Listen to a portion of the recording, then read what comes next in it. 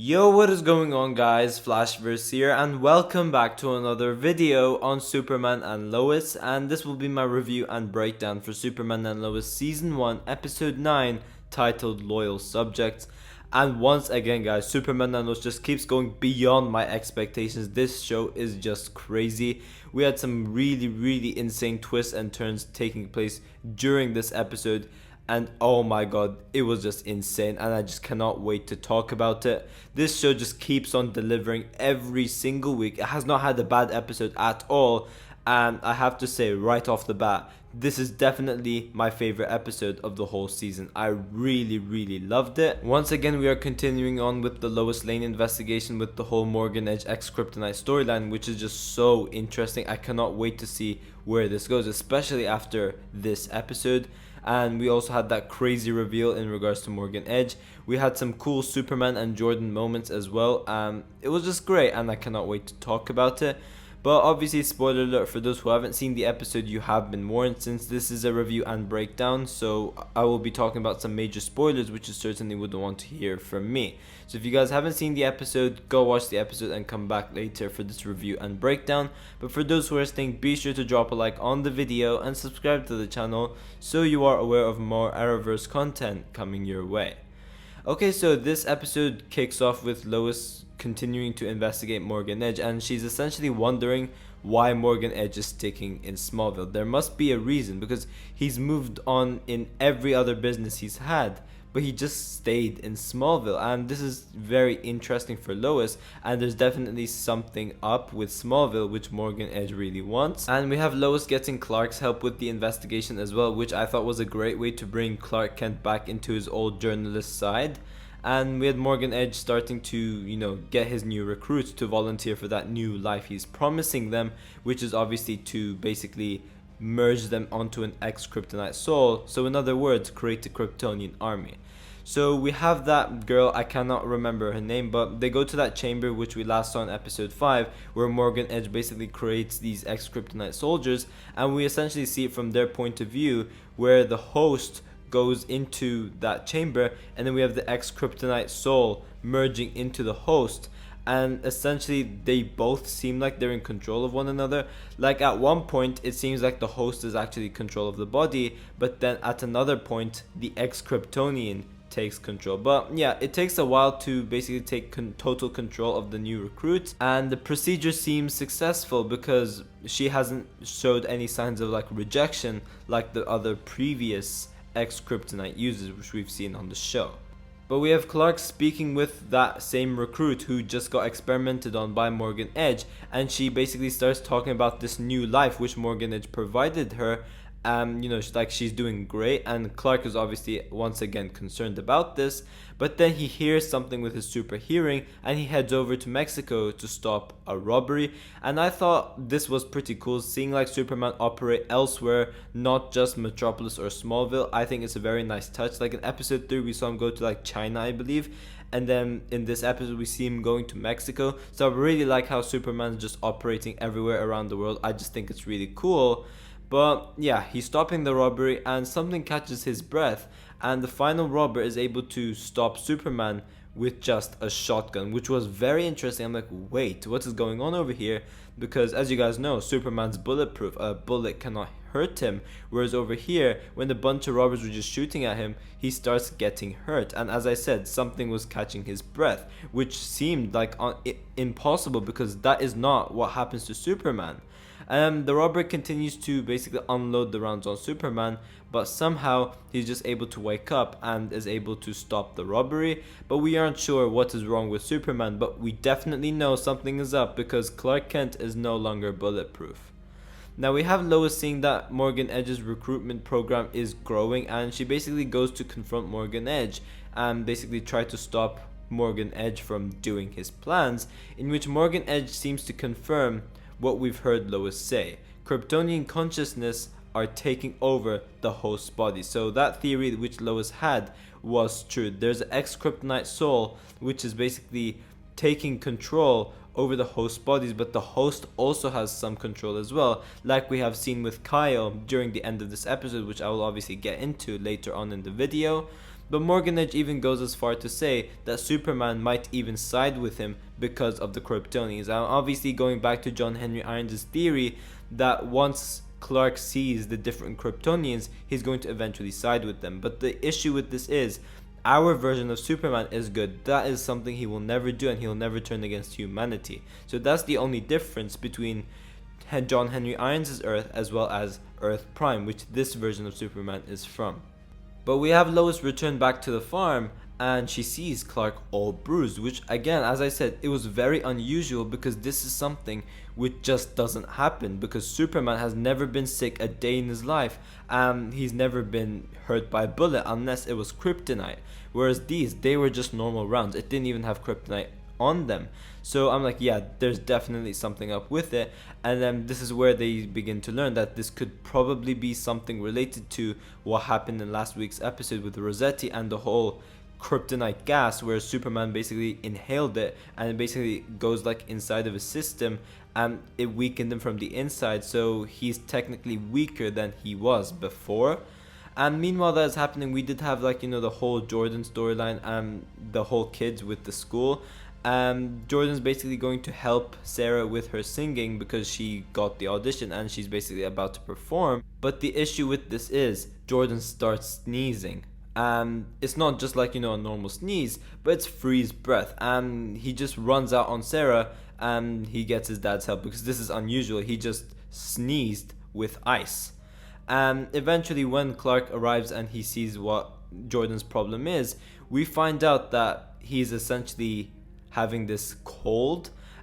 We find out that the gas that was used on him last episode, well, the gas that was used on Clark last episode, has given Clark a common cold and less of his power. So that was the reveal in regards to Superman being weaker, and this cold was contagious and has spread to Jordan, who is now sneezing ice. And he's not just, sneezing ice, but like, the ice inside of him is like, getting colder and colder, and we see like Jordan freezing at one point. Yeah, like if something doesn't happen, then his lungs are literally going to freeze. But we have Leslie catching Lana, asking Emily about her process. Yeah, that was her name, Emily. But yeah, we obviously had Lana Lang helping out Lois with the investigation. Emily just kept saying like, oh, Morgan Edge gave me this better life, I'm now somebody totally different. In which Lana then mentions like, what has he done to you? And Emily's like, wait, has he not told you? So yeah, that was something which really got Lana's attention, and now she wants to know more of it. We have Leslie basically escorting her to Morgan Edge, who wonders if she is gathering info on him for Lois Lane, in which she's like, no, I'm not. But we then have Morgan Edge making the same offer on Lana Lang, but the difference over here is Lana says no because she is on Lois's side, but Morgan Edge doesn't know that. But yeah, as I said before, Jordan's cold is just getting worse and worse, and his lungs are building up with ice, so Clark takes him to the Fortress of Solitude. For endangering Superman and her son, we have Lois basically confronting Samuel Lane about this, and she's just mad because he not only put her whole family in danger, but could have literally killed Jordan. She basically says, you're not welcome home anymore. And when we head back to the Fortress of Solitude, we find out that Jordan is able to heal from the kryptonite inside of him, but the only way to do so is to burn the kryptonite. It is a very painful procedure, and Clark does say it's going to be painful, but it's the only option. And I really love the scene where he essentially stands with Jordan and he like holds him at the fortress, and it just begins to burn him, and Clark's just holding on with him as Jordan is in pain. I really liked that scene a lot, and you do see that Clark breaking with it as well because he blames himself for what happened to Jordan. I just thought it was a really nice scene. We obviously had Kyle being the hero to his daughter as well, while Sarah was going to perform, and obviously Jordan wasn't there because he is sick and he's at the Fortress of Solitude. And we have Kyle redeeming himself from last episode, where he now helps Sarah while playing the guitar. So I thought that was really great as well. But just like the lecture which Lois gave to Lane wasn't enough, we then had Jonathan confronting his grandfather as well, General Samuel Lane, about why he basically used these weapons against his father. And Jonathan puts Samuel Lane in a corner with his statement where he says he could never be afraid of his family. We then head back to the talent show, and we have Emily's new hearing kicking in, And this is where we have like the X-Kryptonite soldier basically kicking in instead of Emily, because she walks out of her daughter's performance, which is something she would never do, as Lana explicitly says. And we did also have Kyle following right after her as well, in which I'm like, okay, wait, this seems normal at first. We then had Morgan Edge seeing the newspaper article that Superman is still weak and that he tasks some of his new Kryptonian agents to basically attack Lois. So we have Jordan beating the Kryptonite, but he's still feeling hurt, and Lana calls to warn Lois, but Emily's already there to kill Lois because, as we know, she now has Kryptonian power, so it wouldn't take her that long to leave the school and go to the Kent farm. But yeah, we have Emily and another Kryptonian basically using their heat vision to attack Jonathan and Lois, and yeah, they're in big trouble because Clark and Jordan are in the Fortress of Solitude, so they are of no help, and that is until General Samuel Lane uses his Kryptonian weapons to fight off against these Kryptonian X-Kryptonite users, basically X-Kryptonite soldiers, whatever you want to call them. And I thought that was a very nice scene as well. But this was when I knew something was up. It was a crazy twist, but I knew this was coming. We had Kyle arriving on the farm chasing after Emily, and he eventually finds Lois and Jonathan with John Henry Irons' gun, in which before he obviously blasts the other two Kryptonians out of the area using the Red Sun weapon, which he stole off John Henry Irons. But we then have Lois saying like, oh, Morgan Edge sent people to kill me, and this is where we have Kyle's powers attacking. So we have Kyle like, you know, igniting with heat vision. I knew this was going to happen. I knew Kyle was eventually going to use X-Kryptonite. I did even do a theory video on it like a couple of days before. So yeah, I'm glad that I was right. I did feel that Kyle seemed to be one of those people who would take the chance of being that new person if Morgan Edge offered him, and it turns out I was correct. I just really liked it. It was a great twist. Yeah, as I said, I loved this scene. But yeah, Kyle seems to have powers too, but he attacks Lois and Jonathan, and that is until Superman just arrives in time and basically chases off the X-Kryptonite soldiers. Now we then have General Samuel Lane and Lois basically talking it out, in which General Samuel Lane has resigned to set up in Smallville, as the war John Henry Irons warned about them seems to be coming. And I think that this is where they will begin to get John Henry Irons' help in order to face off these X-Kryptonite soldiers, because as I said, it's going to be a whole army of Kryptonians versus just Superman, which isn't enough, or Superman and General Samuel Lane, which isn't enough. So I think this is where they're gonna step in and get John Henry Irons' help as well. But we have Jonathan and Jordan discussing the reveal in regards to what happened with Kyle, and they wonder if they should tell Sarah about what happened. And we have Lana discovering that Kyle volunteered for the procedure which Morgan Edge offered as well, which I cannot wait to see where that relationship goes after that. He still seems to be himself. Like, Kyle doesn't remember what happened.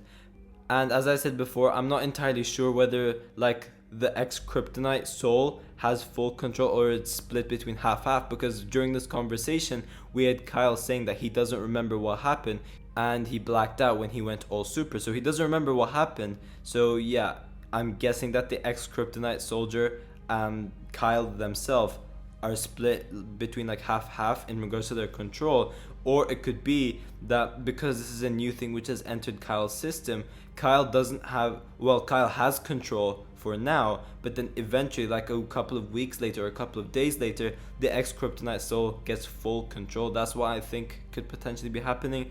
But we then have Lois and Clark figuring out that the X-Kryptonite only landed in Smallville, and it's only people from Smallville that can accept its effects. So that is why Morgan Edge wants Smallville, because all the X-Kryptonite is over there. And we did also have the reveal where Clark and Lois obviously found out that like the people aren't themselves. So basically Leslie Lar isn't really Leslie Lar, it's somebody else. So I'm guessing like the Kryptonian which inherited Leslie Lar's body is the real Leslie Lar. That's what I think is happening. And same for Kyle Cushing. So Kyle will not eventually be Kyle anymore. It's going to be whatever Kryptonian took over his body. That's what I think is going on. But yeah, correct me if I'm wrong. But then we have Morgan Edge calling Superman to come have a conversation, and we learn that he's not Morgan Edge, but he's a Kryptonian as well, which was such an insane twist. I did not see that coming. Yeah, this episode ends with Morgan Edge slapping Superman down after Clark obviously charges towards him and tries to go for the attack, and then he calls him brother while offering him a place. So yeah, I did not see that coming. I don't think anybody saw that coming because this was just such an insane reveal. I am interested to see what happened to this Morgan Edge as well. Like, which Kryptonian like took over his body? Is it General Zod for all we know? I'm not entirely sure, but this is very, very interesting, and I cannot wait to see where this goes. Obviously, Morgan Edge did call Clark brother, in which I was very confused because I didn't think Kal-El had any brothers. But through research, I found out that there was this character called K-L or KL. I don't know how to pronounce it, but essentially he was just an adopted son of Jor-El, so maybe it could be K-L or KL who took over Morgan Edge's body or something along those lines. I'm not entirely sure, but yeah, this was such a crazy reveal and I really, really loved it. But overall, as I said, I loved this episode. I thought that this was my favorite episode of the whole season. I really, really liked all the twists and turns which took place during this episode, especially the ending scene. That really caught me off guard. The whole episode was just perfect, so I will give this episode a 10 out of 10. But yeah, guys, thanks for watching. If you guys have enjoyed the video, please give a like and subscribe. Be sure to tell me in the comment section down below what you guys thought about the episode. And yeah, I will see you guys in my next video.